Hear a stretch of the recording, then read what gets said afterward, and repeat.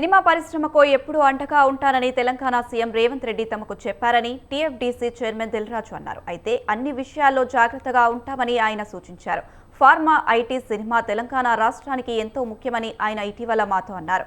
ఒక నిర్మాతగా త్వరలోనే ఆయనని కలిసి టికెట్ రేటు గురించి మాట్లాడతానన్నారు. తుది నిర్ణయం ప్రభుత్వానిదేనని, ఎలాంటి సమాధానం ఇచ్చినా తీసుకోవడానికి సిద్ధంగా ఉన్నామని దిల్రాజు తెలిపారు.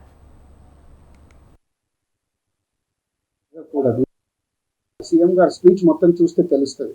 మీకు ఏం కావాలన్నా తీసుకోండి, మీరు అది తీసుకోండి, ఇది తీసుకోండి. ఆయన స్పీచ్ చూడండి.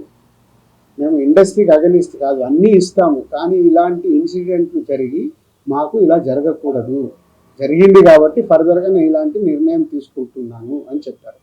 సో అన్నీ ఇస్తానని కూడా చెప్పారు. నేను ఆశతో ఉన్నాను. అడగలేదు అనుకో, ఆకలి అవుతుందని అమ్మ కూడా అన్నం పెట్టదుగా.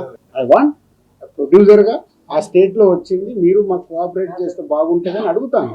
తర్వాత ఇక ఆయన నిర్ణయమో ఫైనల్. సీఎం గారి స్పీచ్ మొత్తం చూస్తే తెలుస్తుంది.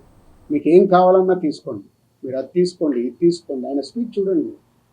మేము ఇండస్ట్రీకి అగనిస్ట్ కాదు, అన్నీ ఇస్తాము, కానీ ఇలాంటి ఇన్సిడెంట్లు జరిగి మాకు ఇలా జరగకూడదు, జరిగింది కాబట్టి ఫర్దర్గా నేను ఇలాంటి నిర్ణయం తీసుకుంటున్నాను అని చెప్పారు.